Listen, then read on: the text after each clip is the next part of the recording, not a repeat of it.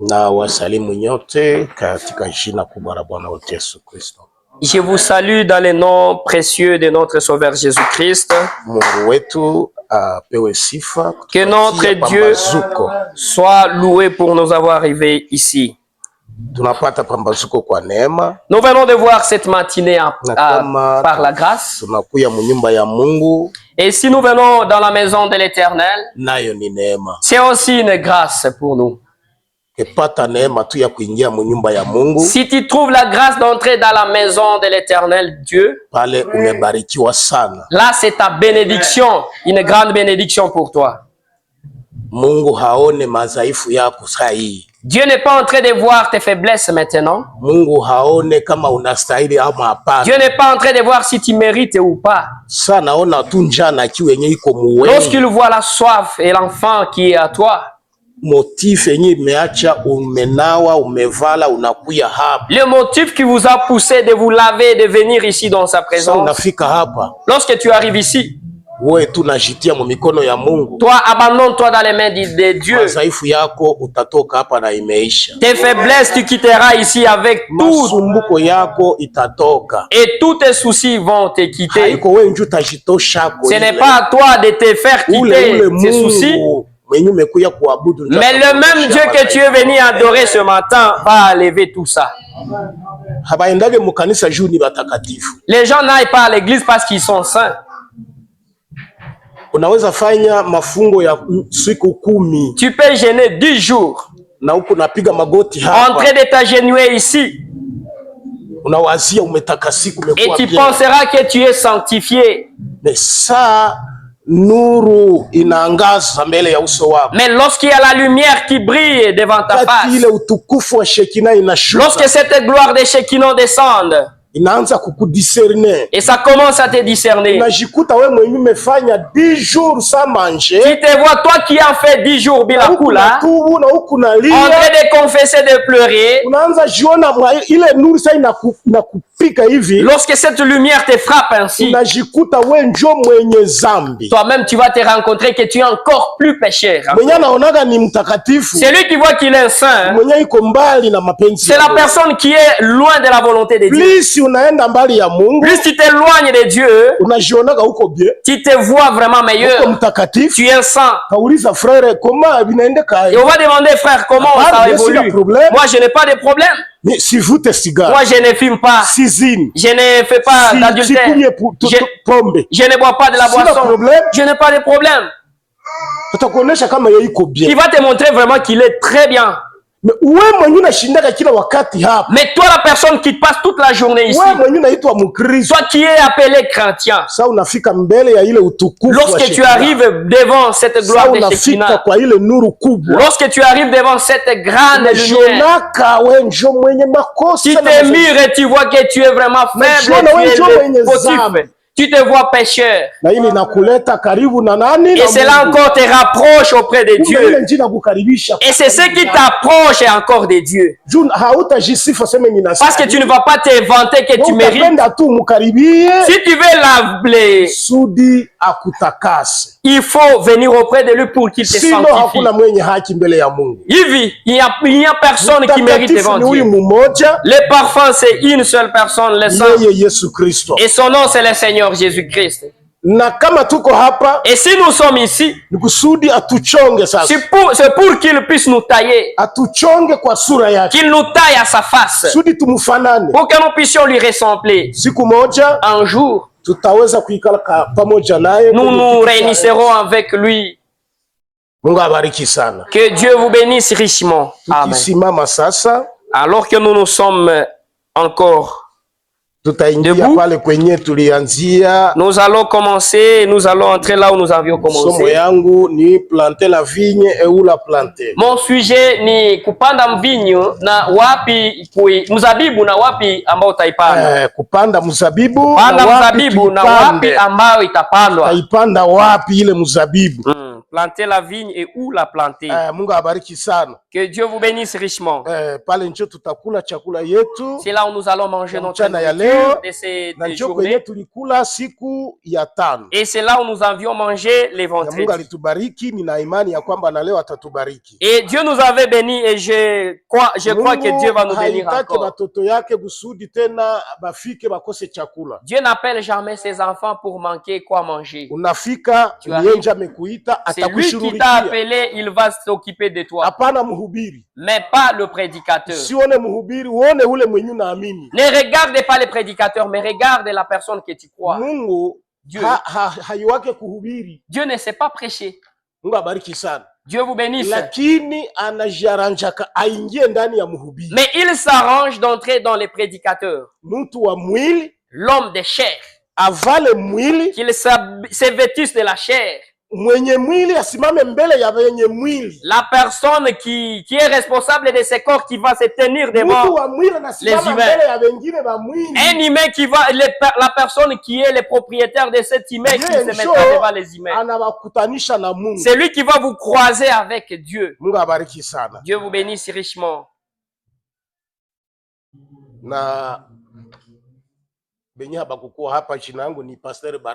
Et ceux qui n'étaient pas avec nous le vendredi, mon nom c'est Pasteur Baraka Wesley. Et je suis d'Irambizo.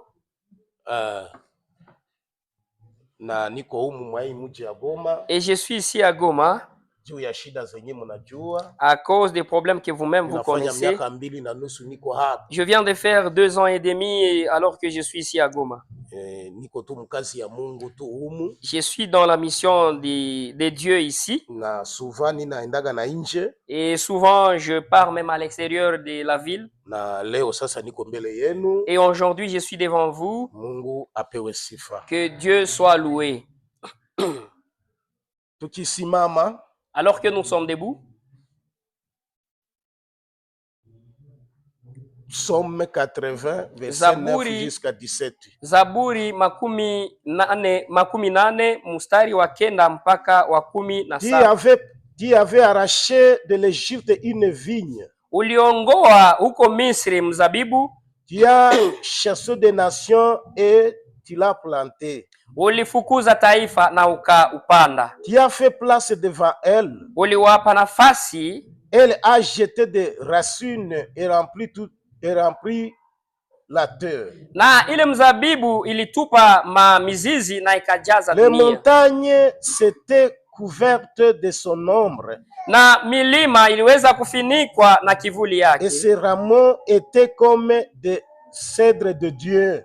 Na matawi yake ilikuwa kama matawi ya Mungu. Elle étendait ses branches jusqu'à la mer. Na ilikuwa na matawi ambayo ilikuwa naenda mpaka kwenye bahari. Et se rejetait jusqu'au fleuve. Na hata ilikuwa nafika kwenye maji makubwa. Pourquoi a-t-il rompu ses clôtures?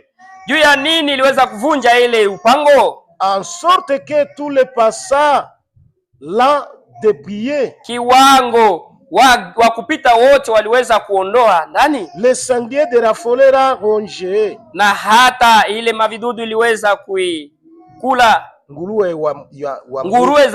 Nguruwe mwitu ziliweza kuikula. Et les bêtes de chat font leur pâture. Na hata manyama za porini zikaweza kupata hapo kwenye kwa chakula yake.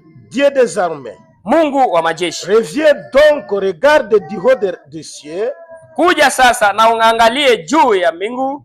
Et vois, considère cette vigne. Na uweze kuona tena hii mzabibu. Protège ce que ta droite a planté. Uweze kukinga ile ambao mkono wako wa kuume iliweza kupanda. Et le fils que tu t'es choisi. Na hata wana ambao walikuchagula. Elle est brûlée dans le feu. Akawaunguza na moto.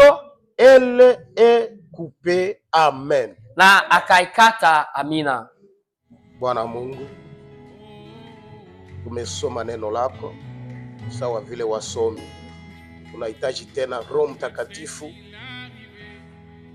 ambaye ameandikisha maneno haya, akijua leo tutaweza kuzungumza hii.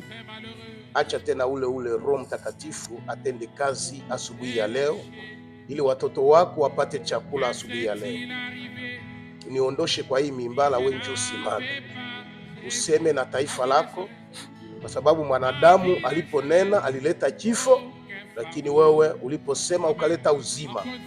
Ndio maana hatutaki maneno ya mwanadamu, tunapenda Mungu mwenyewe aseme na kanisa lake. Bariki kanisa lote, wana na binti zako. Bariki neno hili mwanzo na mwisho wa ibada yetu, tuone utukufu wako. Jina la Bwana wetu Yesu Kristo, amen.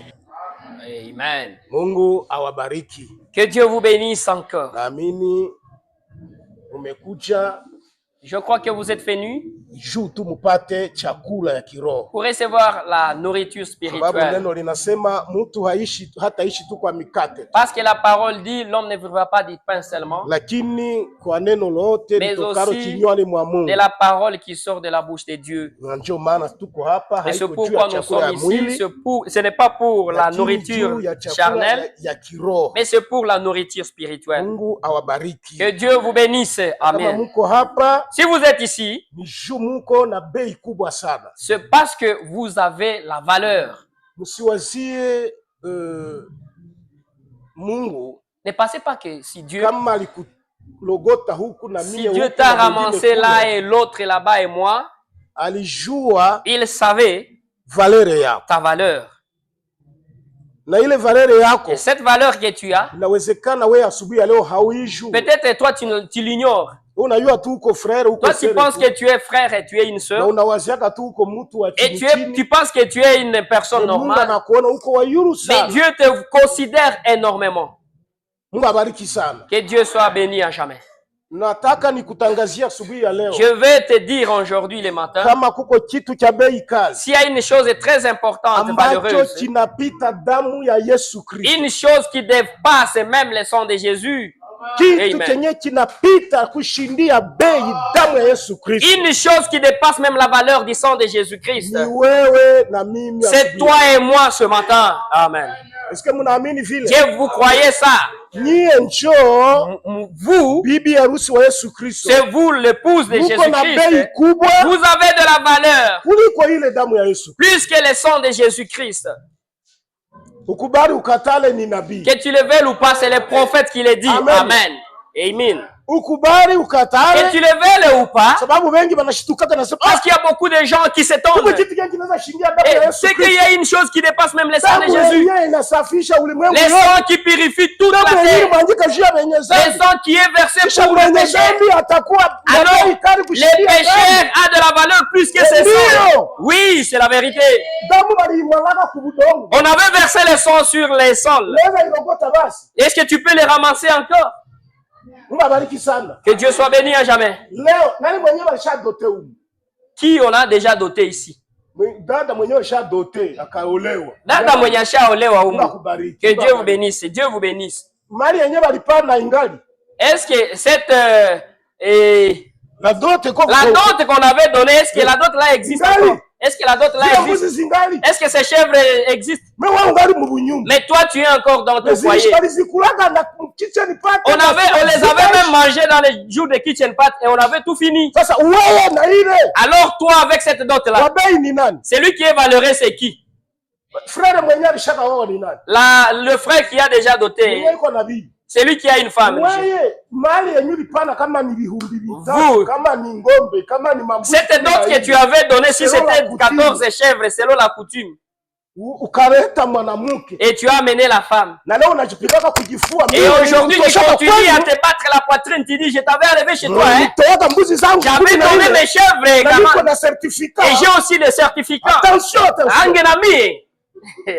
C'est comme ça que nous disons. Mon frère, je te dis, toi, avec ces chèvres-là que tu avais amenées, avec ces chèvres que tu avais donné à la famille, on t'avait donné la femme. Et ta femme, qu'est-ce qui est plus valeureux que l'autre? Est-ce que ce sont tes chèvres, c'est cet argent? Ou peut-être c'est ton épouse ou ta femme? Ni jibi, ni mwanamke. Ndio. C'est la femme qui est valeureuse. Et tu dis, il faudrait que nous puissions dire nos chèvres, mon argent. J'étais déjà doté, toi. Hein? Alors, comprenez.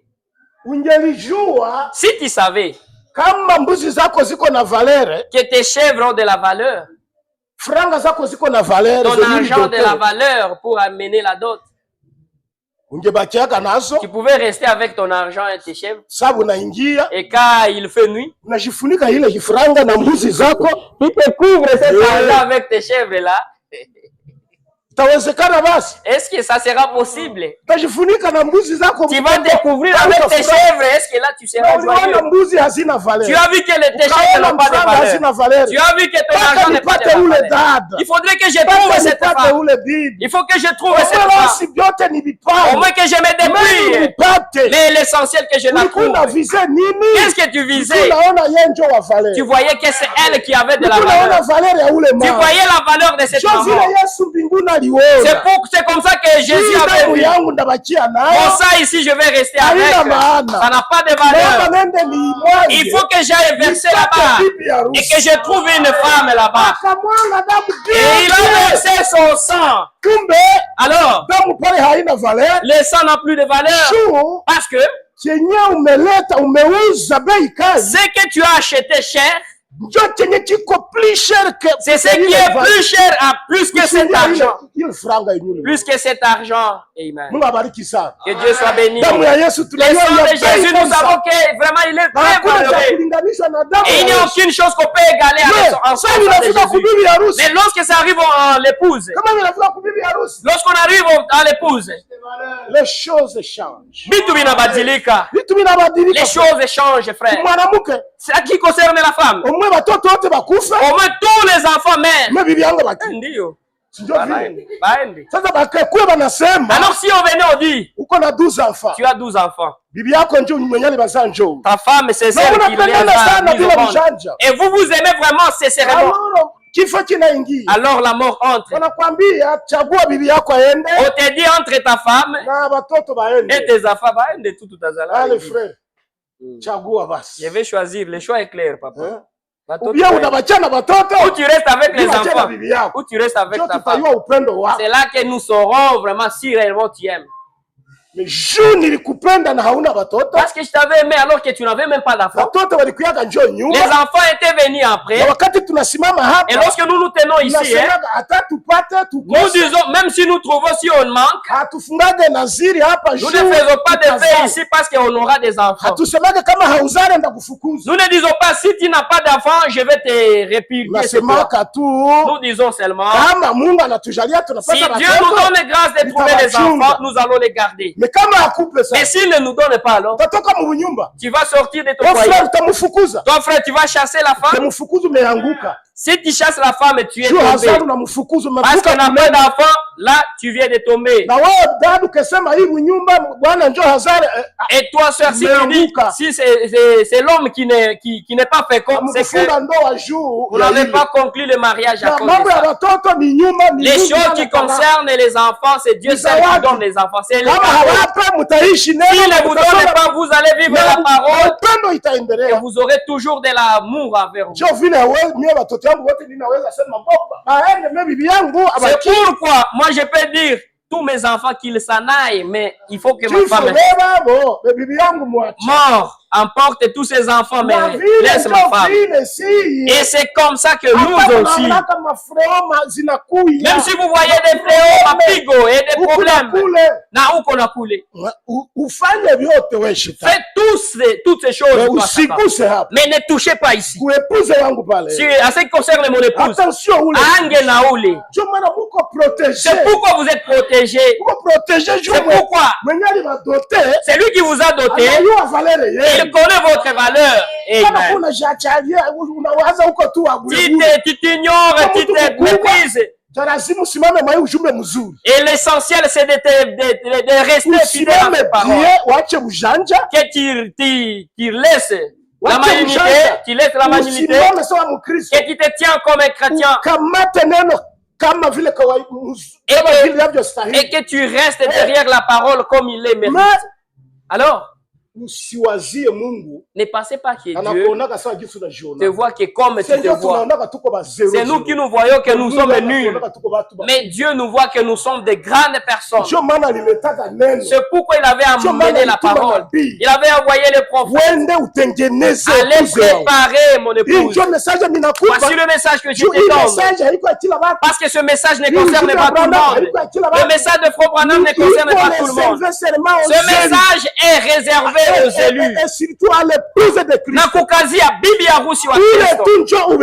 celle-là que tu vas apporter ce message. Parce qu'elle, c'est l'épouse. Et c'est cette parole qui va la préparer. Et c'est celle-là seulement. Si tu n'es pas dans ce cercle, si tu n'es pas dans ce cercle de l'épouse, ce message ne te concerne pas. C'est pourquoi il y a des tambours par-ci par-là. Et ne regarde pas là-bas. Ceux-là, ils sont dans leur affaire. S'ils sont dans leur partie, toi, tu es aussi dans tes affaires. Pour t'apporter la parole, le message, qui est différent avec ce message. C'est parce qu'il connaît que toi, tu as été élu épouse de Christ. Point. Ne continue pas à dire à ce qui concerne les dénominations. Tu commences à mélanger. Branham dit. Et là aussi, il y aura des sauvés. Ils seront sauvés comment? Ils sont des vierges folles. Ils sont des vierges folles. Pourquoi tu te déranges? Et n'ont pas trouvé la grâce d'être sélectionnés et entrer dans la partie de l'épouse. Et ce pourquoi-là, il s'étouffe. Ils sont en train de sauter pour essayer de voir s'ils vont trouver quelque chose. Toi, tu es ici, même jeûner un seul jour.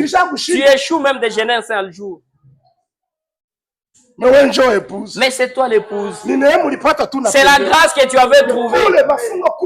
Mais là, on fait même le jeûne de 12, de 24 jours. De 24 jours. Aujourd'hui, ils commencent à évoluer, même ils arriveront à 40 jours. Jusqu'à ce qu'ils deviennent épouses.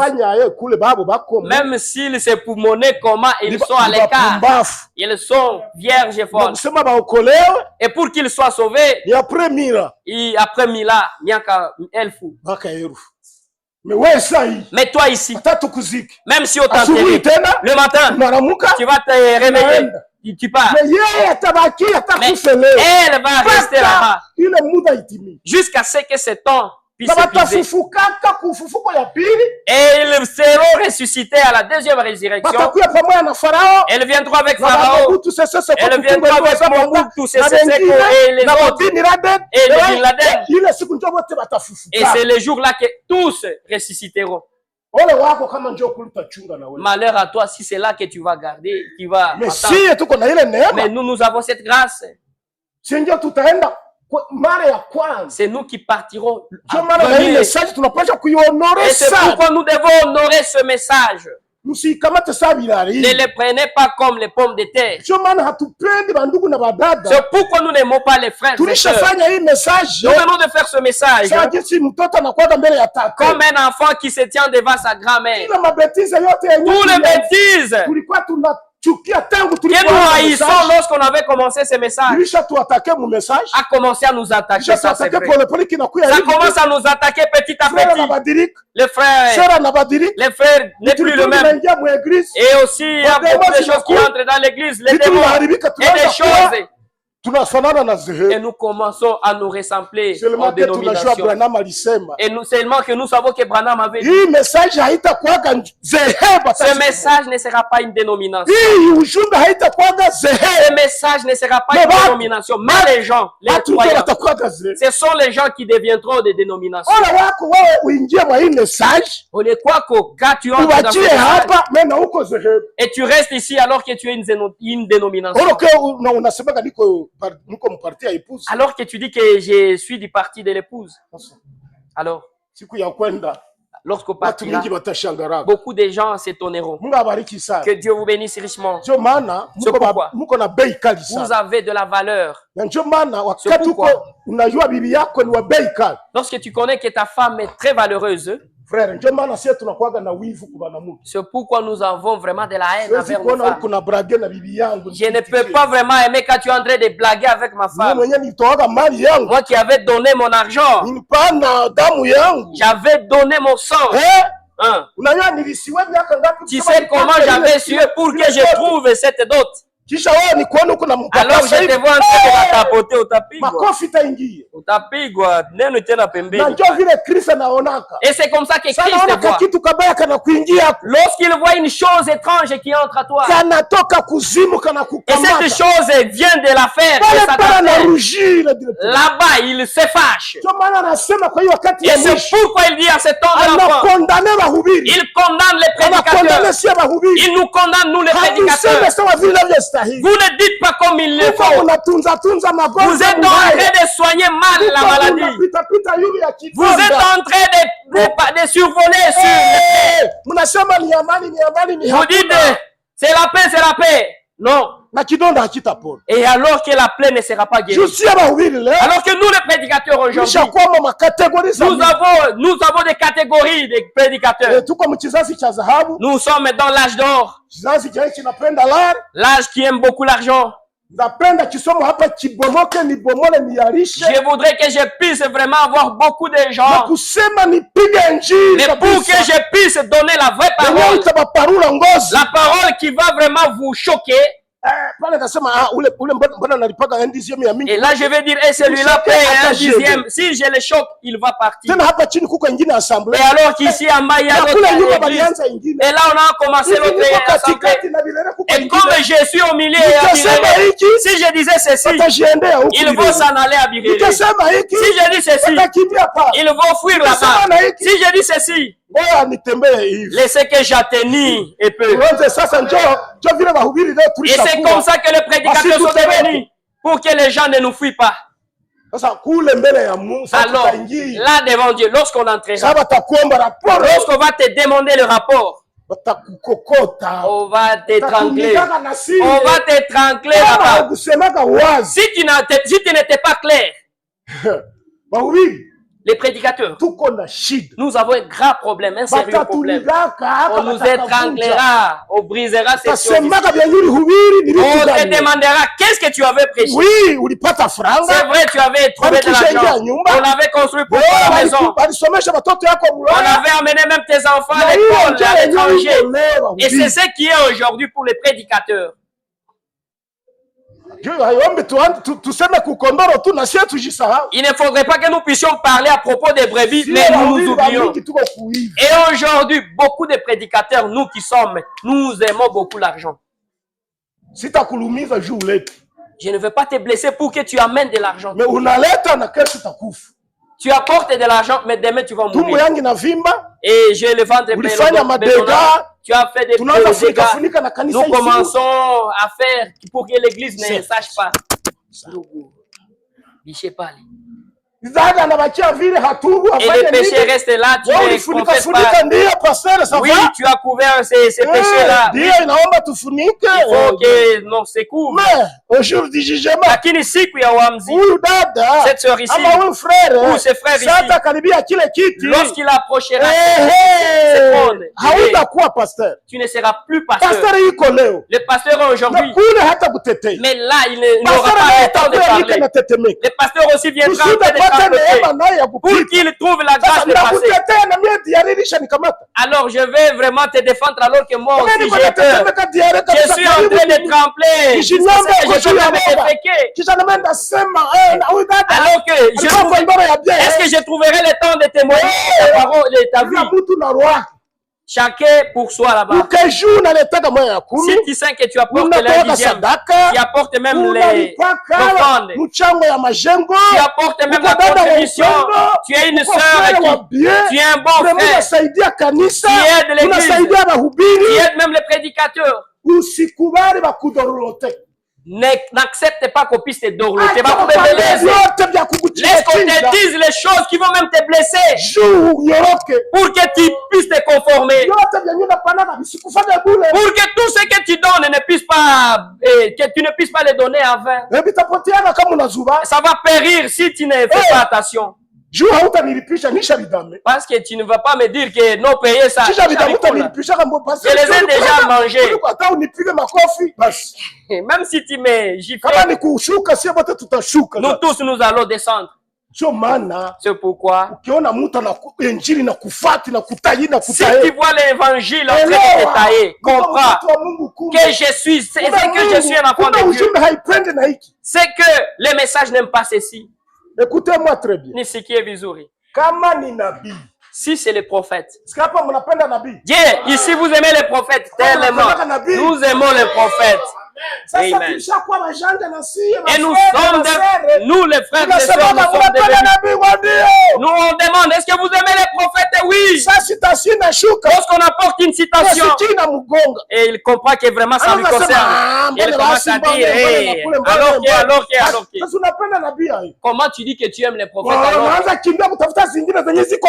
Qui commence à chercher d'autres citations qui seront à l'encontre avec la citation qu'on a lue. Il faut t'aligner à la parole. Tu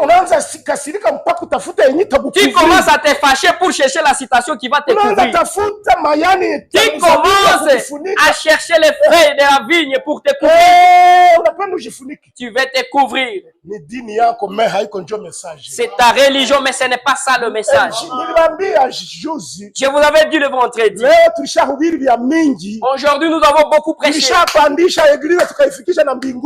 avons élevé même l'église jusqu'à les faire arriver au ciel. Et d'autres nous disent qu'ils sont déjà partis. S'ils sont rentrés, je ne sais pas. Toutes les prédications sont déjà finies. Et ceux qui sont partis, s'ils sont encore là, s'ils sont rentrés,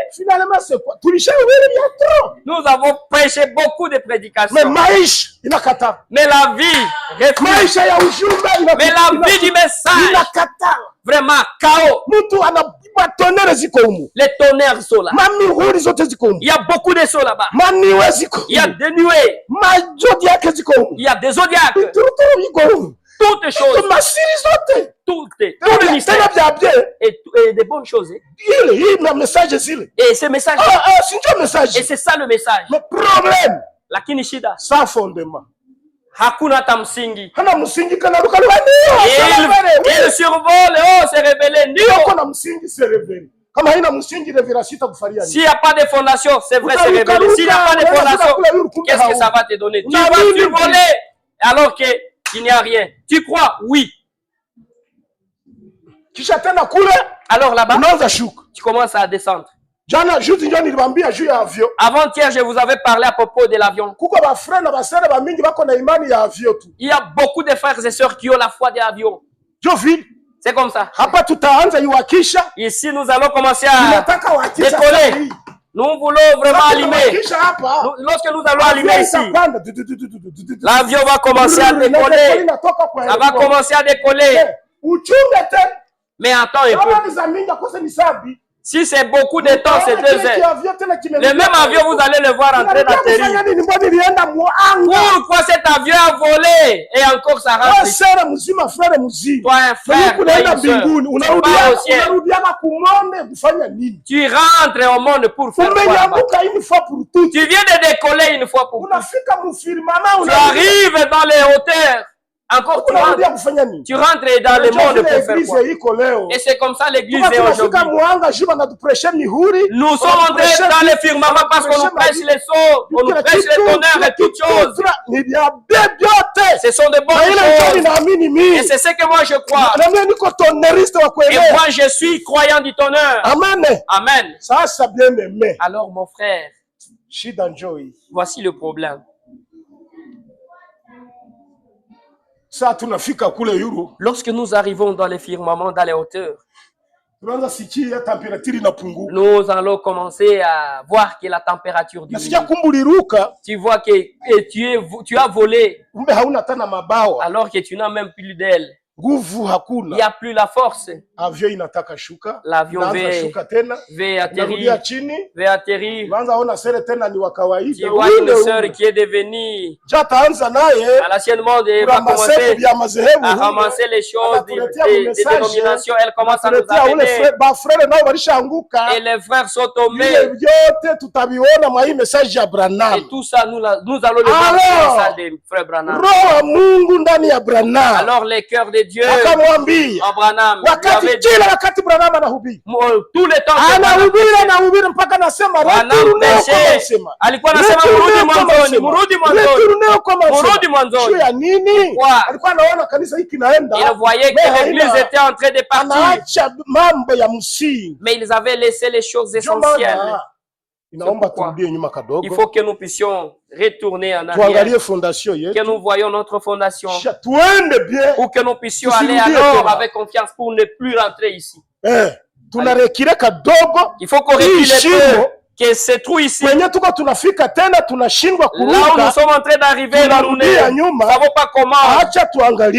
Il faut que nous rentrons en arrière. Si tu quittais ici avec force, tu vas dépasser cette trou. Si on te dit, si tu arrives ici, on te dit, il faut dépasser cette trou. Si je prends une bonne position, avec force, il n'y a plus de la peur. Je vais dépasser ce trou ici. C'est pourquoi j'avais dit, nous apportons l'évangile à l'ancienne mode. Alors qu'il y a beaucoup de gens qui n'aiment pas cette prédication. Les gens n'aiment pas. Les gens aiment qu'on le dise, vous serez bénis. Mutapata vitu. Mubarikiwe, mupokee hiki. Combien tu as déjà reçu depuis qu'on te disait de recevoir? C'est là que tu es vraiment content. Vraiment. Vraiment, ce prédicateur mérite. C'est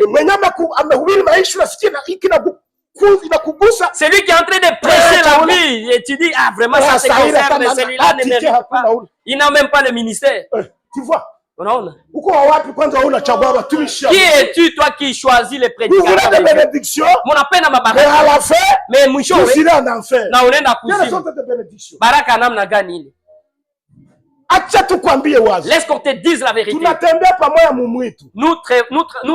Nous nous promenons dans la forêt. Là, il y a des serpents. Ma soeur est devant. Et moi, je suis derrière. Ou mon frère. Je vois les serpents risquer de les piquer. Et c'est moi qui est en train de voir ces serpents-là. Est-ce que je peux me taire pour que ces serpents puissent la piquer ou le piquer? Pour que les serpents le piquent et qu'ils meurent. Et c'est là que je dirais que non, c'est les serpents. Il vient de mourir. Mais les nyoka ils m'ont piqué. Il faut que je crie. Et que je prenne un bâton, que je le tue. Et que je le dis, attention. Descends un peu. C'est là, c'est le message que nous avons. Nous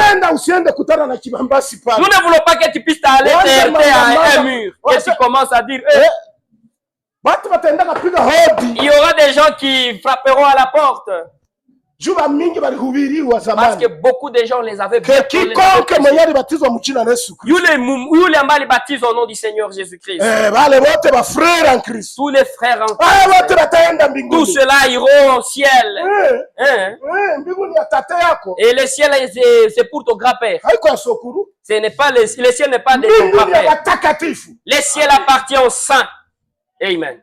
Ceux qui ont été élus, ceux qui ont respecté la parole, ceux qui ont marché conformément à la parole. Il y a un péché qui ne sera pas tolérable. Les révélés dans ce message. Surtout nous qui sommes révélés dans ce message. Il y a une seule chose. Si tu méprises ce message, tu veux le ressembler, tu veux que tu puisses haïr le message pour que tu puisses. Il faut que tu puisses salir ce message. Toi, tu seras piétiné, je t'en suis. Si tu es intelligent, et tu as l'esprit de Dieu. Au moins que tu manques et tu manges même les 1000 poissons. Que tu manges vraiment des choses qui ne sont pas bonnes.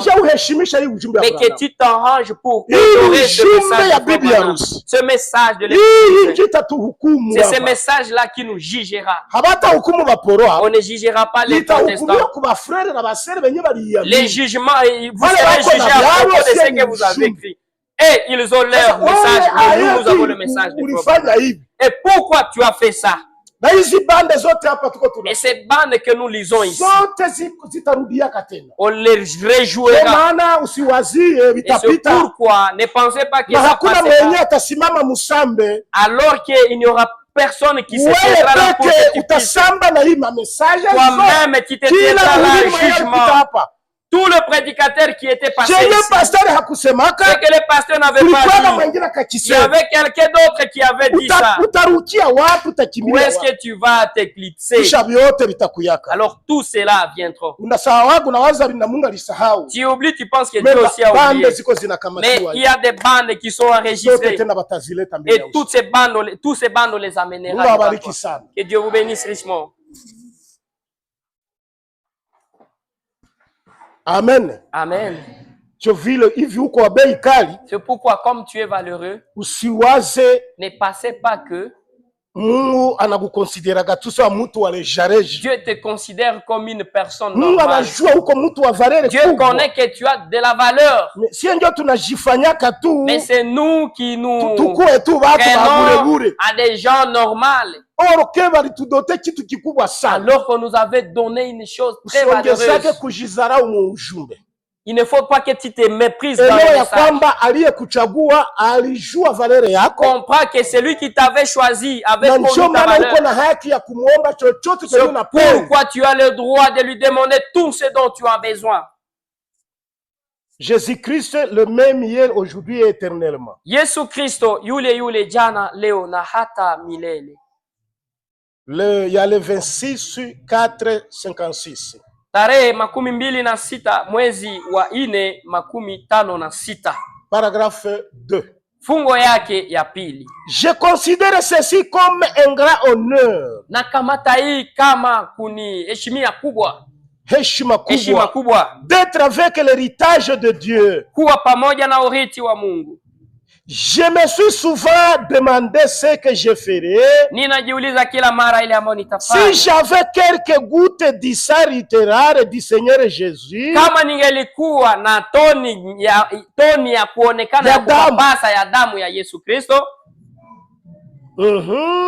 Seigneur Jésus dans un récipient, ndani ya chombo fulani, et que je pouvais porter cela dans ma main, na ile ningeliweza kubeba ile damu ndani ya je me demande bien ce que je ferai avec cela. Ningelijiuliza nitafanya nini na ile damu. Ile damu tu iko mkibakuri huko, ile damu nayo tu allais sans là dans un récipient. Qu'est-ce que tu feras avec ça? Ile damu tu si on te donnait ce sang là de Jésus mkibakuri ama mumbejeti, on pouvait le laisser dans un récipient. Qu'est-ce que ça pouvait te donner? Et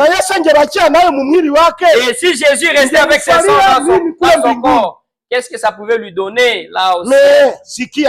Mais écoute alors, écoute frère, ndugu, avec le sang littéraire du Seigneur Jésus, pamoja na hii damu ya halisi ya Yesu Kristo, j'imagine comment je tiendrais cela. Namna ninawazia namna gani ningelikuwa na ile. Je m'imagine comment je tiendrais cela. Nawazia namna gani ningelikamata ile. Je chérirais avec ma propre vie. Ningelitembea pamoja na maisha yangu. Le chérirais avec ma ningelipenda pamoja na maisha yangu. Renverser cela. Kusudi nisiweze kuimwanga. Bangekupata na ile damu hata utembee nayo. Si on te donnait ce sang là, parce que tu savais que c'est le sang et c'est le sang du Seigneur Jésus. Tu pouvais marcher prudemment. Tu marches prudemment pour ne pas verser. Usimwangu natembea pole pole. Tu pouvais marcher prudemment pour ne pas verser ce sang. abîmer cela de n'importe quelle manière. Mais savez-vous qu'à ses yeux, j'ai le plus que le sang du Seigneur Jésus sous ma garde ce soir. Mumacho yake niko na damani kupita ile damu ya Yesu jioni ya leo. Jua jioni ya leo ama asubuhi ya leo. Matin ou ce soir. Na kitu kikubwa kuliko ile damu. Plus que ce sang. Ce sang racheté par le sang. Ni kupitia damu yake. Nini? Vous. Nini? C'est vous qui avez de la valeur plus que ce sang. C'est pourquoi n'acceptez pas des choses qui n'ont pas. Et là, j'ai trouvé le modèle et tu amènes ça ici. Qui t'a dit que ton boulot c'est d'aller amener? Ton travail c'est d'aller amener des âmes ici. Non pas aller nous amener des coiffures, des modèles. Non pas aller nous amener. Toi, venez avec tes amis pour qu'ils viennent ici pour que nous puissions les prêcher. Et j'ai vu la personne là-bas. Et il paraît que c'est une sœur. Si c'est une sœur qui était tombée là-bas. Et s'il était prêché par des poules mouillées.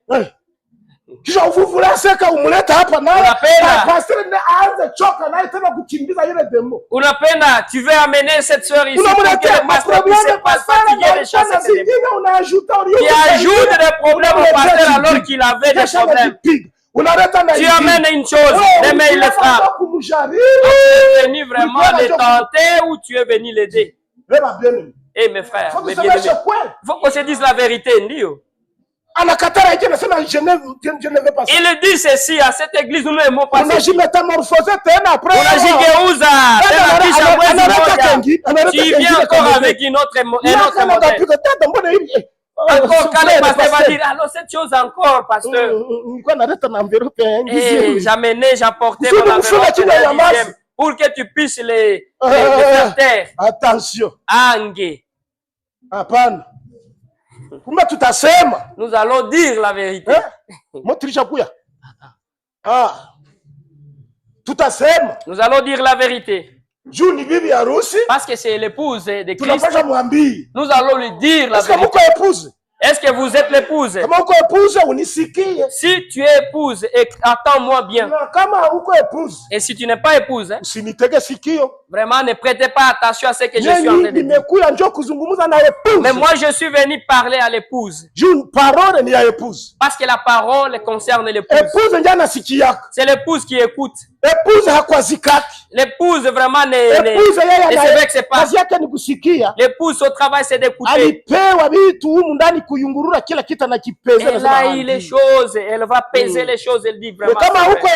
Si tu n'es pas épouse, tu vas commencer à dire, oh, vous voyez. Voilà. C'est comme ça. Toi, tu as de la valeur plus que le sang de Jésus. Il a donné son sang afin que vous puissiez lui appartenir.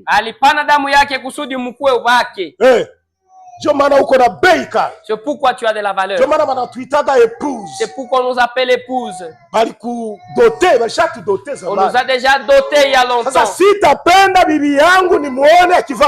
Alors je ne peux pas aimer, je ne peux pas vouloir voir ma femme être nue. Mon épouse, alors que je l'avais dotée. Ah non. Que Dieu vous bénisse richement. Nous sommes en train de parler. Panda mzabibu na wapi kuupanda?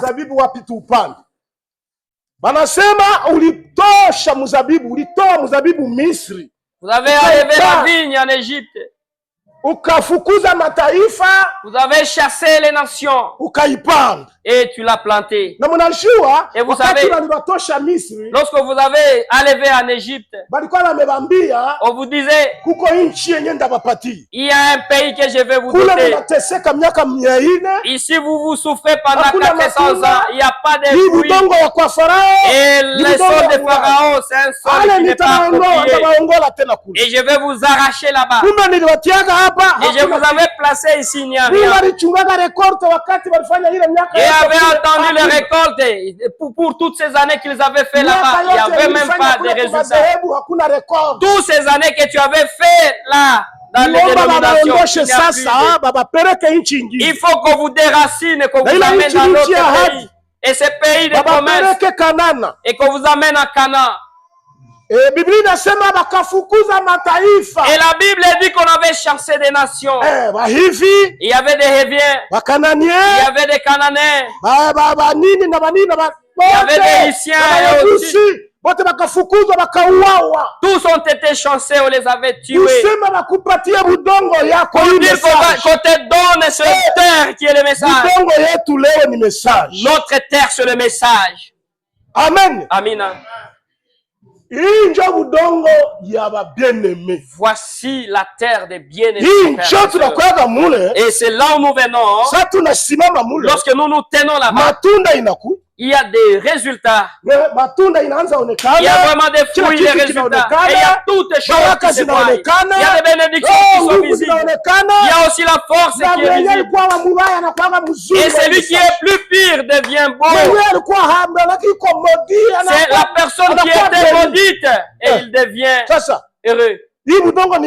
Alors cette terre est appropriée ou elle est mauvaise?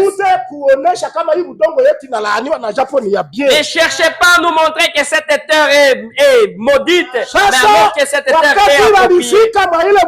Lorsqu'ils sont arrivés dans cette terre appropriée, si vous avez bien suivi lorsqu'on avait lu, et ils ont dit, alors comme les Lyciens, les Cananéens, nous venons de les chasser,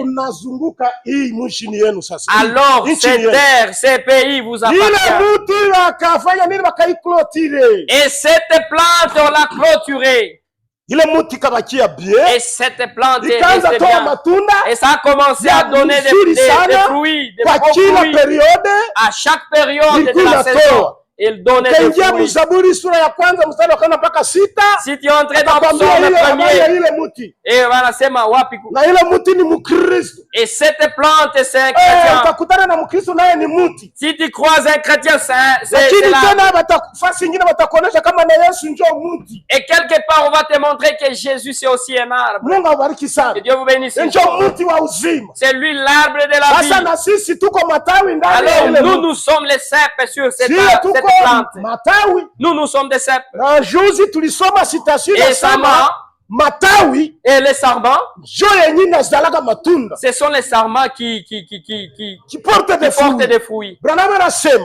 Branham nous dit, il y a d'autres choses que Dieu ne peut pas faire. Il y a des choses que Dieu ne peut pas faire. Dieu ne peut pas donner des fruits. Celui qui va donner des fruits, c'est moi et toi. C'est pourquoi les rôles de cette plante et cet arbre apporte la force.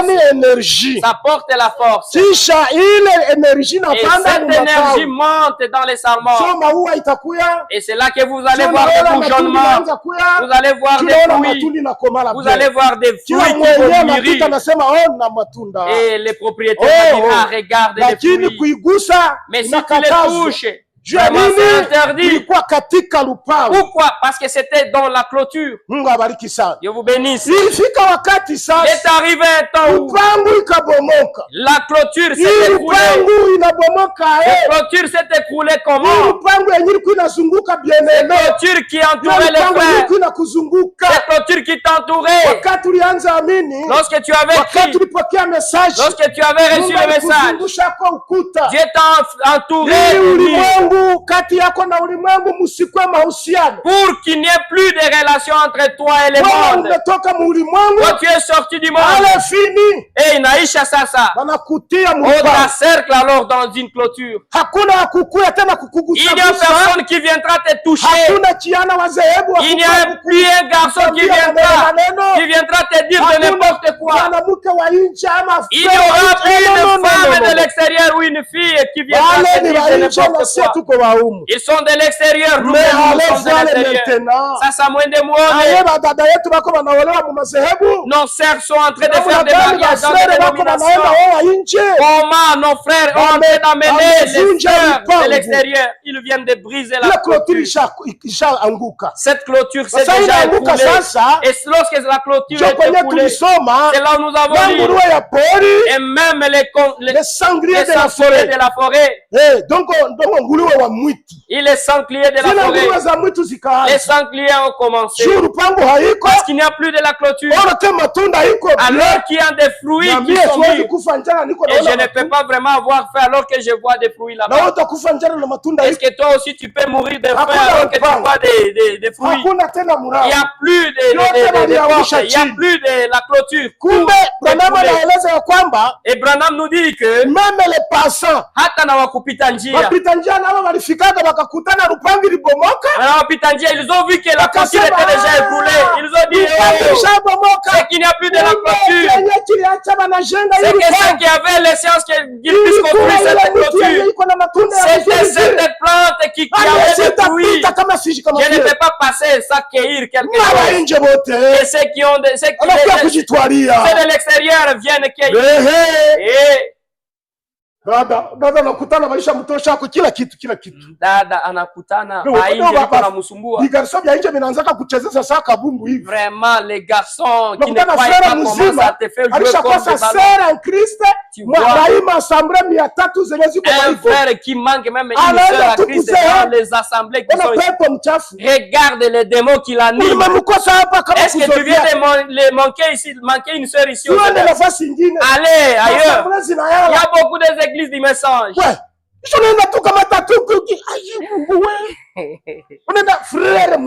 Un frère vraiment. Si tu as manqué une sœur, est-ce que tu as manqué une sœur? Est-ce que tu as manqué une sœur chez Moïse? Est-ce que tu as manqué une sœur chez Moïse? Laissez avec ses enfants. C'est comme ça les frères aujourd'hui. Ils sont devenus des bandits. Ils aiment dans les bien-aimés. Il y a des démons mondains. Et les démons là, ils aiment voir. Il les voit même pas les œuvres de la sœur. Il ne voit même pas comme la sœur croit. Il voit des mini. Tu n'as pas de la valeur. Parce que là, on part à l'église, mais nos sœurs se vêtissent d'une manière différente. Mais il veut coûte que coûte avoir une femme avec elle avait vu déjà. Et beaucoup de nos sœurs et nos frères sont en train de mentir là-bas. Ils sont en train de mentir là-bas. Et parce qu'ils connaissent qu'on va les chasser. Venez croire d'abord. Venez croire. Quand tu arrives là-bas, directement, tu vois. Tu vois, la personne vient. Tu veux recevoir Jésus-Christ. Je suis là. Alors qu'ils ont une coopération.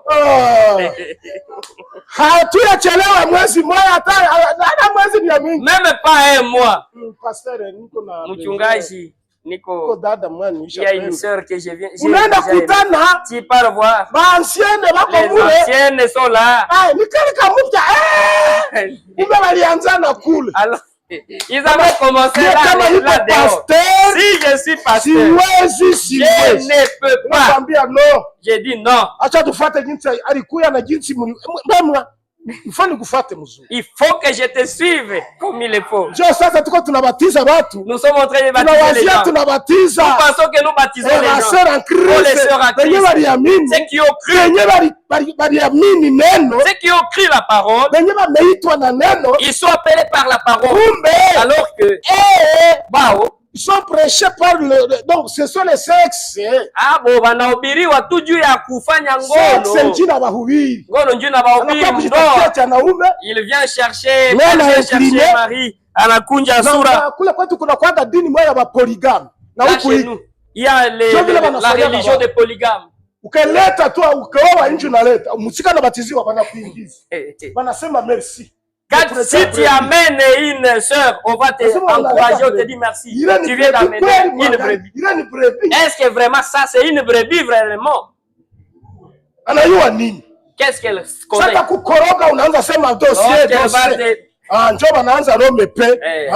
là que les gens vont commencer. Bibi akijikamata mbaya unaoa mwingine. Laissons des bêtises dans ces messages. Un prophète qui rougit. Toi, tu m'as dit ce message est et ça finira pire. Toi, ne cherchez pas à nous apporter des choses qui n'ont pas de valeur. Toi, tu es le serment. Ton boulot, c'est d'amener des fruits. Des sangliers de la forêt ont commencé à manger. Et c'est pourquoi aujourd'hui, même les passats, nous avons vraiment des gens qui ne croient pas dans les messages. Tu peux lever quelqu'un à l'extérieur. L'église tout entière, nous la levons à l'extérieur. Ils sont des CBK, ils comme les messages disaient auparavant, le style des sœurs ou le style des frères. Tu vas voir ceux qui se vêtent bien, ce sont les monnaies. Mais nous vraiment, on est embrouillés. Tout chaque fois, on a bazimu. Alors que nous avons le glorieux message. Vous voyez? Alors, les prédicateurs, taisons-nous. C'est comme ça? Est-ce que nous pouvons nous taire? Non. Et c'est ça, le problème qui est aujourd'hui. Nous venons de connaître les sceaux et tout. On ne sait même pas. Il faut que nous puissions t'amuser. Et pour que ce temps ne puisse pas arriver, pour que nous puissions émailler, que chacun s'examine. Est-ce que réellement ma position avec le message de Frère Branham? C'est pourquoi nous voulons rentrer, nous voulons retourner au commencement. Regarde où tu as commencé.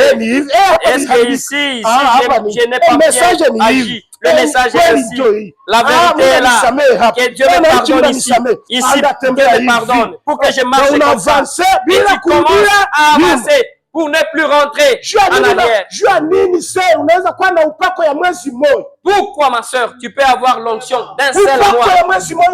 L'onction d'un seul mois. Où est-ce que tu l'as enlevé? Et l'autre mois, dit t'éteins. Avion. Qui et Branham dit, lorsque l'avion décolle, il ne part pas silencieux.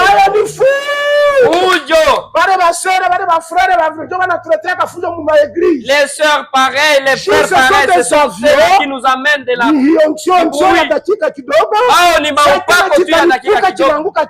encore ça va descendre. On dit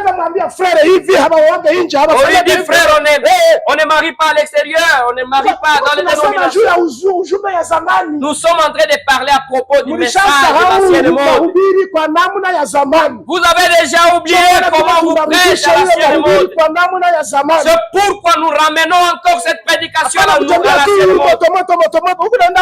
Pendant quoi frivole? Est-ce que les cieux c'est pour ton père?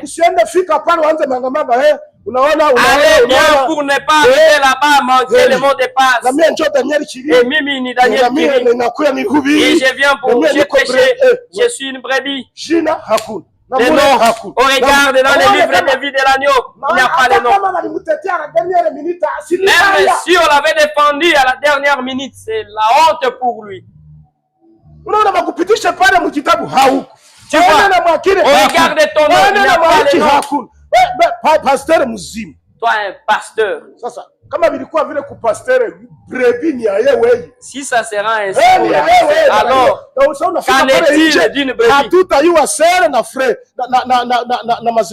Nous, quand on arrive là à l'extérieur, on ne saura pas distinguer une sœur et quelqu'un qui ne croit pas. Auparavant, quand on avait écrit ce message, on s'est coiffé comme il le fallait. Ah, ce message était vraiment ce qu'on appelle laisser aller. Leo kumekuwa ile ambayo inaitwa laisser aller, ile kuachilia, liberté totale. Il y a le libertinage. Faites ce que tu veux, l'essentiel c'est de venir en l'église.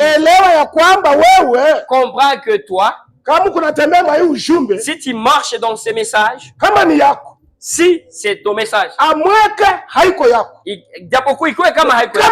si c'est ton message, montre que le message appartient. Si le message n'est pas oh, te verra, même si tu te sais comment. Branham dit.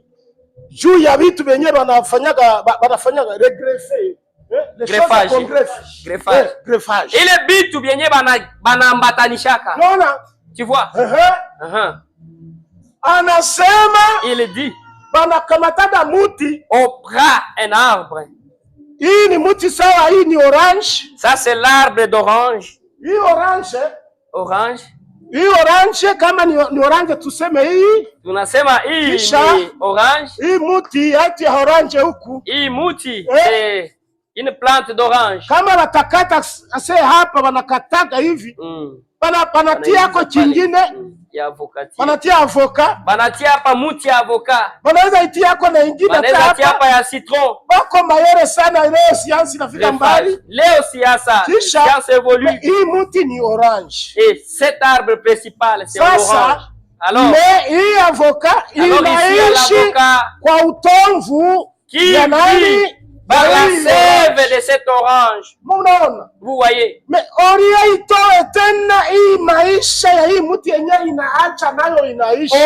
d'apporter les résultats de cet arbre qui lui donne la vie,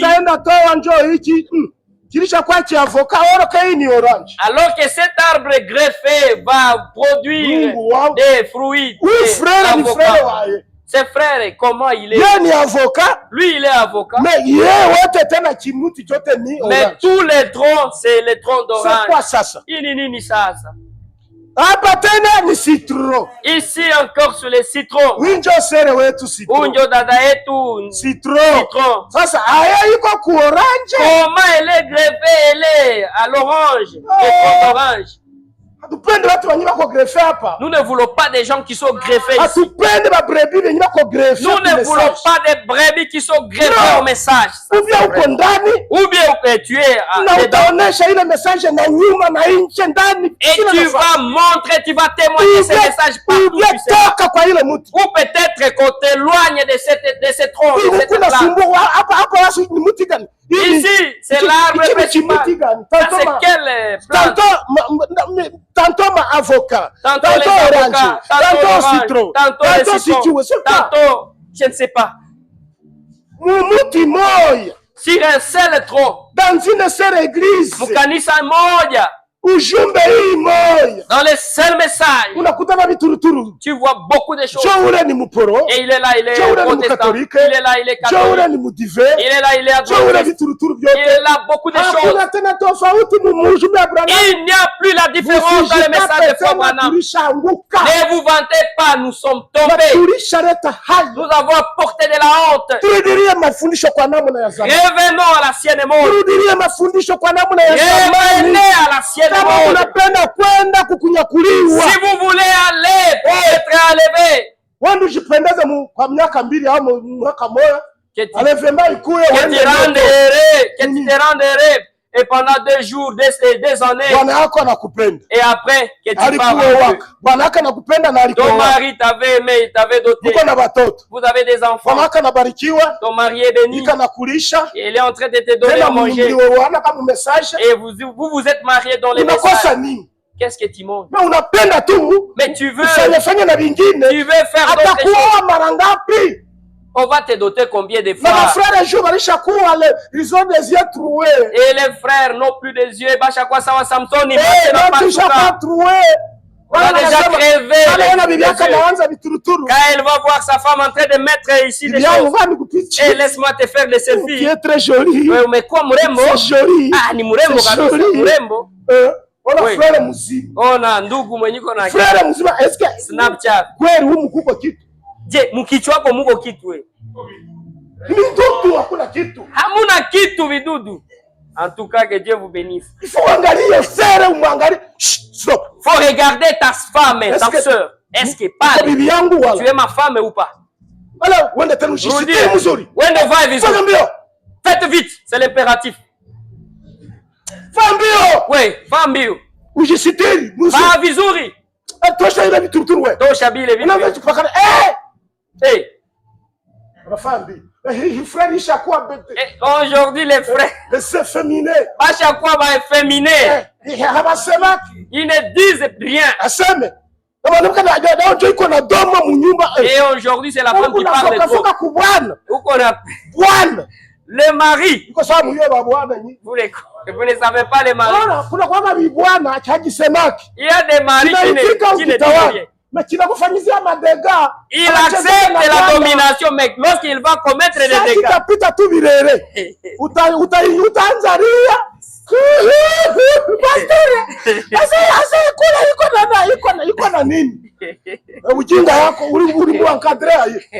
Comment tu as encadré ton mari? Tu dis qu'il n'est pas intelligent.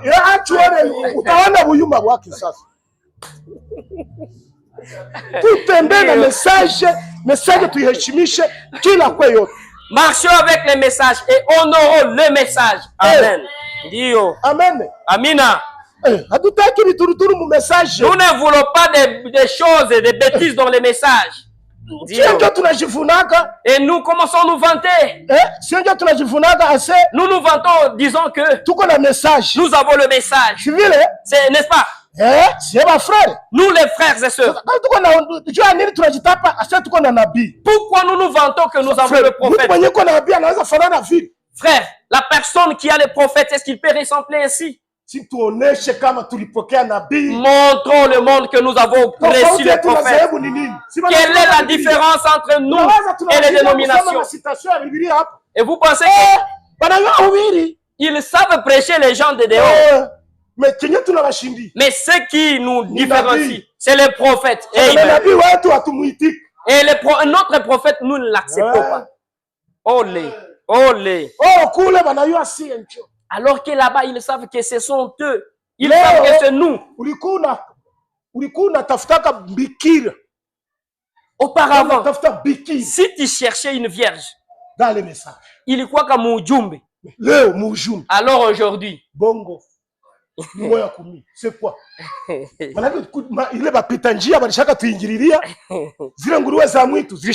sangliers de la forêt, les passants ont déjà pris tous les fruits. Et il reste dans l'église, il est greffé, alors qu'il n'avait même pas de vie. Il n'y a plus moyen de sortir dans les messages. Lui et sa famille, ils étaient dans les messages. C'est une religion de la famille. Et là, on vient la greffer là-bas. Il n'est pas dans ses eaux principales. Moi, je vais avoir si les pasteurs prêchaient, moi je vais faire ce que je fais, c'est ça mon style. Et mon mari n'a pas le droit de me... Alors c'est toi qui vas me dire de ne pas faire ça. Alors que mon mari comprend. Aujourd'hui les maris ont dit de la valeur plus que les messages. Et vous avez le problème avec Dieu. Chaque frère qu'il se lève et qu'il domine son foyer. C'est nous qui laissons à ce que nos sœurs tombent et ils ressemblent.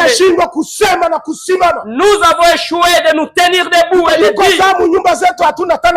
Et aujourd'hui c'est comme si dans nos maisons il n'y a plus de Bible.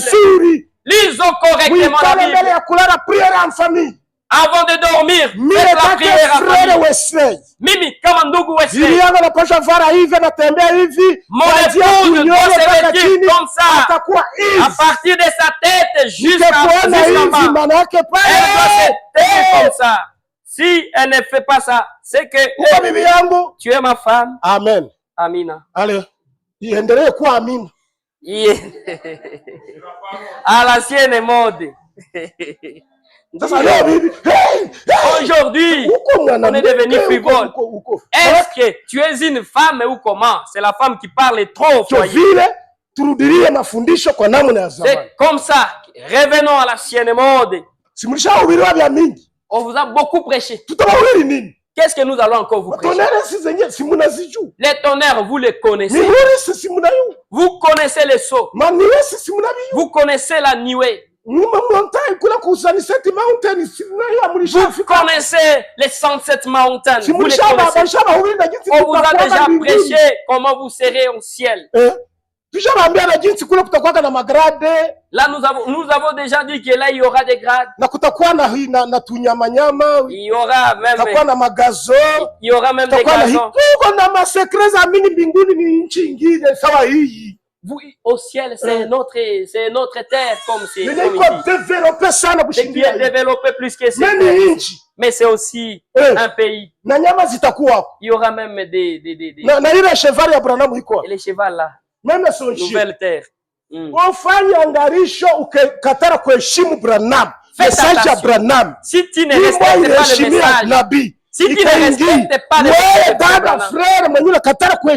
les chiens avaient obéi.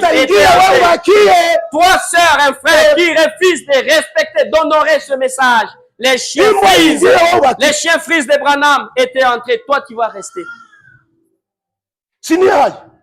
C'est honteux. Les chevals entrent. Alors toi, un humain, tu restes. Il y a une grosse erreur dans ce message. C'est d'amener l'opprobre dans ce message. Au moins que tu sois faible. Mais au moins être faible, au lieu d'apporter l'opprobre, la honte à ce message. Qu'on commence à te raisonner. On commence à te... On ne sait pas comment te situer. Est-ce que c'est un catholique? C'est comme si c'est un adventiste. Ce sont des adventistes qui sait. On ne sait plus comment t'identifier. Pourquoi? On n'a pas mon Christ, on a anwani.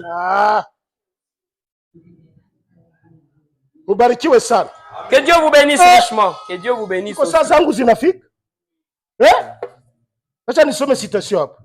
Laisse que je lise une citation ici. Ok. Les choses n'étaient pas ainsi au commencement. Mambo haikuwa hivi uko mwanzoni. Paragraphe 17-19. Fungo yake. Mnaniruhusu ndusome? Ndio. Fungo yake ya 17 na 19. Vous me permettez de lire. C'est là que nous allons finir.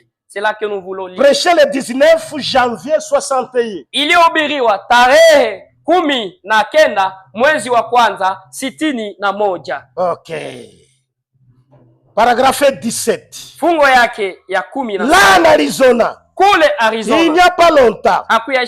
J'observais un arbre dans la cour de quelqu'un. Nilikuwa natazama muti ndani ya kiwanja ya mtu.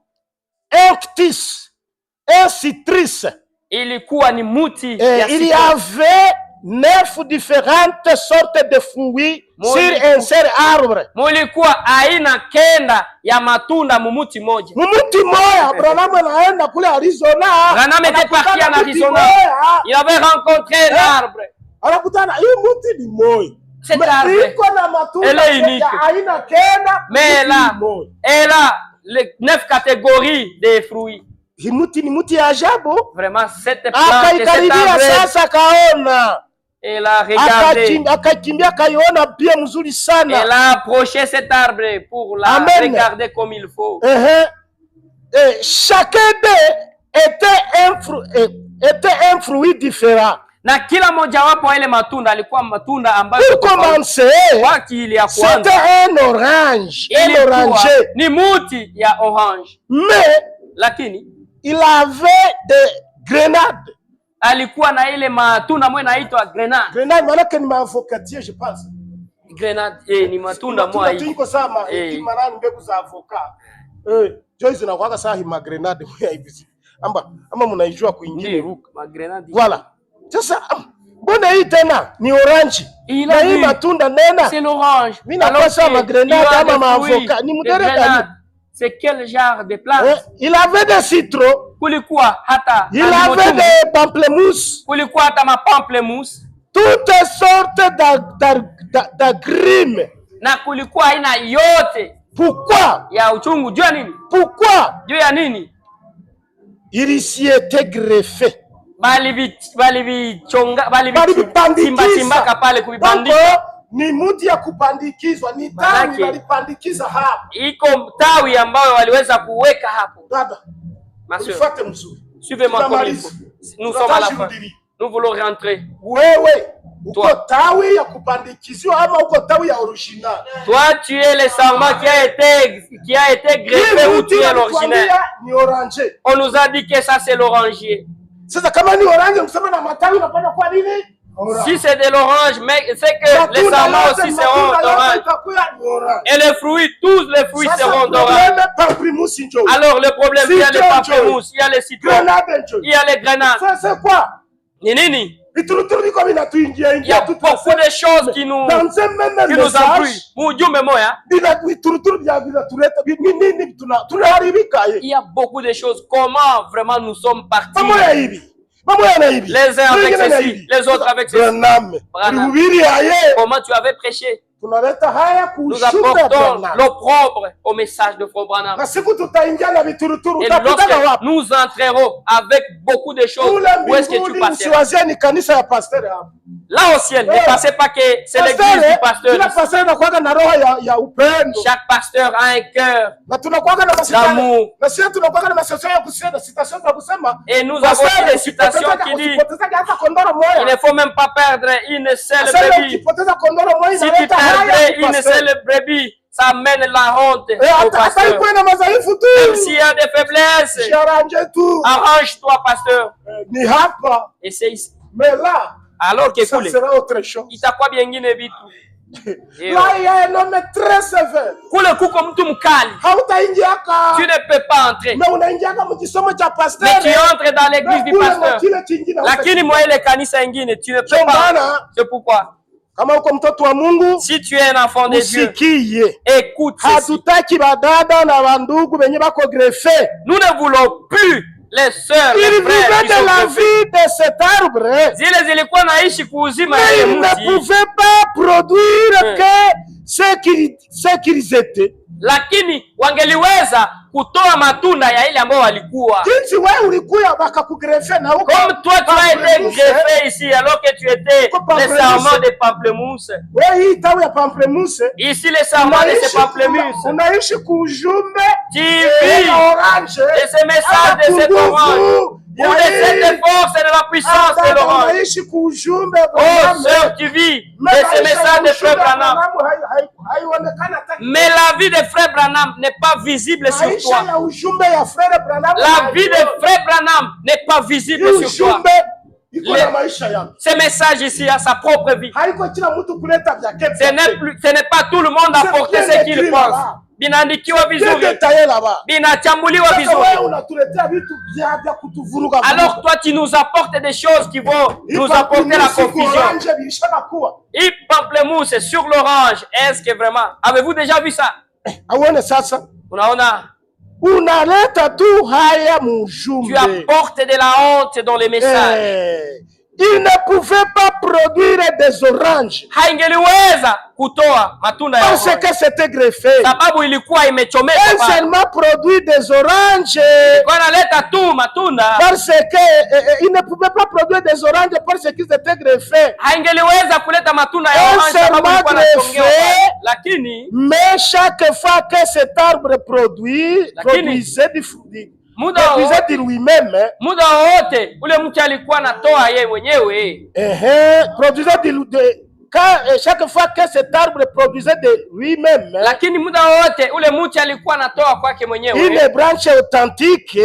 Ile tawi ya halisi. Tawi ya halisi. C'était un oranger. Ilikuwa ni orange. Usiwazie hata vitu viharibike. Ne passez pas même si les choses changent. Il y aura des frères véritables et des sœurs véritables qui marcheront derrière le message.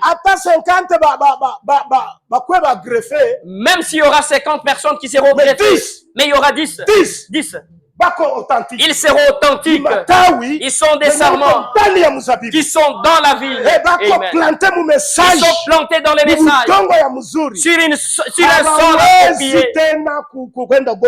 Ils ne peuvent pas tergiverser, aller gauche à droite. Que Dieu vous bénisse richement. Et ils sont là, c'est la parole seulement. Pas nous apporter des choses du monde alors que nous sommes sortis là. Oh, c'est pourquoi nous les frères, nous avons un problème. Nous avons beaucoup dit. Et vous, les dénominations, vous serez perdus. Nous, on n'aime plus les choses.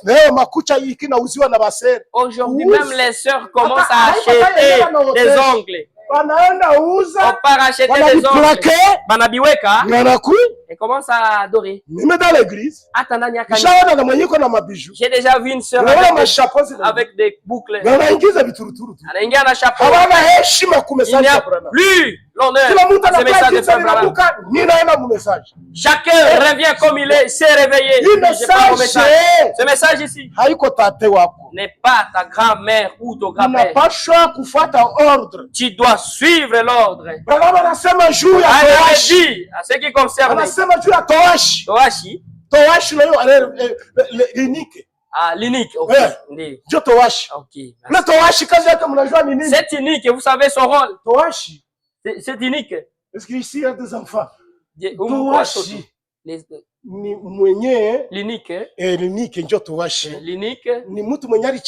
C'est la personne élue par le roi pour faire les services, et il va s'occuper de la reine. Il va s'occuper de la reine. Et les elles ont vraiment des limites pour les aider, les laver, même les maquiller. Mais c'est unique là, c'est unique. Ils doivent être des hommes qui ont été ils n'ont pas de maladie. Les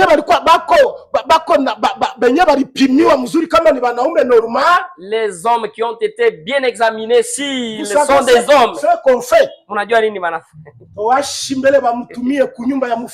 Avant d'apporter un unique dans la maison du roi, on les apporte. On les apporte dans une maison, on les castre. Banatosha mbegu ya kianaume.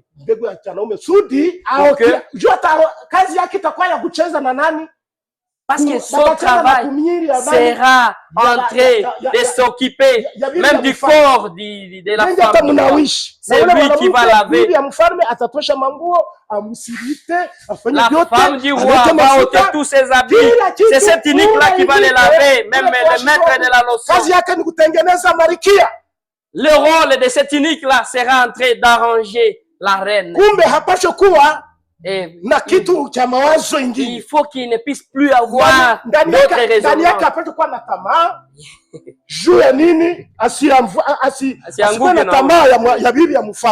Pour ne pas convoiter la femme du roi.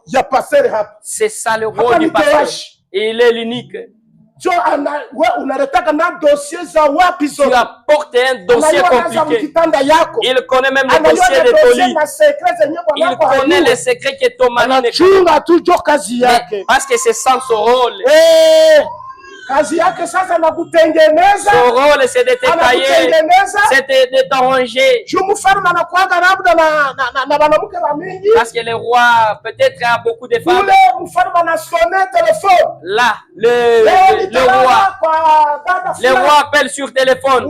Aujourd'hui, je vais passer nuit chez la sœur d'elle. Toi, unique, comme le roi va passer nuit chez la femme d'elle. Arrange bien cette princesse, cette femme. Lorsque le roi viendra, quand il va le voir, il le voit vraiment vêtu d'une manière attirante. Celle-ci mérite d'être appelée femme du roi. Anasema wewe Unique, anasema toi Unique, tu as bien fait ton travail. Na atapenda zaidi bibi yake. Et il va aimer encore. Ile kazi yenyewe tunafanya. C'est ce que nous sommes en train de faire. C'est vous les reines et les rois. Nous sommes les gens qui vous préparent pour que le roi, pour que tu me comprennes bien. L'unique, quand on va lui dire, à 14 heures, il va venir. Allez beaucoup, faites vite. Pour qu'on ne puisse pas me répudier du boulot. Faites vite, faites vite. Tu enlèves tout. Une femme, mais c'est l'homme qui lui dit d'enlever les habits. Et il est là et partout et partout et partout et il amène même le parfum et même la lotion qui regarde et comment elle vient de se vêtir. Mets-toi là-bas. Et même quand elle vient de voir que tu es bien préparé, on commence à même, et le roi est en train d'arriver. Et c'est cette unique qui va apporter cette reine. Et il est sûr que cette femme n'allait pas apporter de la honte. Alors nous, on est en train d'entretenir les églises. Mais vous allez nous apporter de la honte parce que nous sommes en train de mal vous préparer. C'est pourquoi il faudrait que nous puissions vous amener en nous rassurant que même derrière, même devant, à partir d'ici, vous savez, regarde ici, en descendant, jusqu'ici aux orteils, jusqu'ici aux ongles. C'est l'épouse-parole. L'épouse-parole. L'épouse-parole. Bibi harusi neno. Bibi harusi neno. Tu deviens épouse-parole. Alors, lorsque tu refuses d'être appelé épouse-parole, unaonekana tout ça kimama moi hivi femme. Wanaita épouse. Hawaitei femme. Vraiment, nawaza tulishachelewa. Ukipenda tunaweza achia hapa juu habitaisha leo. Oui. Tutaviendelesha hata siku ingine. Nous allons continuer même les jours prochains. Mais j'étais en train de dire kupanda mzabibu na wapi kupanda. J'ai parlé à propos planter la vigne et où la planter. Wewe dada, toi seul, wewe ndugu yangu, toi mon frère, c'est toi. Uko mzabibu. C'est toi cette vigne. Ulipandwa mu budongo. Tu as été planté dans une terre appropriée. Sala matunda ya ujumbe. Produit le fruit du message. Et cette terre, c'est le message là où tu es. Et que Dieu vous bénisse au nom du Seigneur.